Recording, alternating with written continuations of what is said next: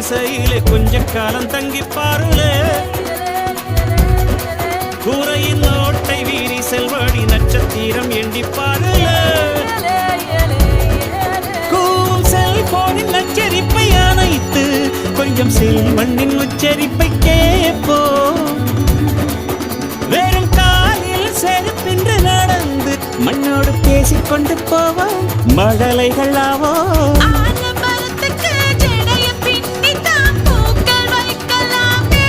உரோரம் ஐயனாரிடம் கத்தி வாங்கித்தான் பென்சில் சீவலாமே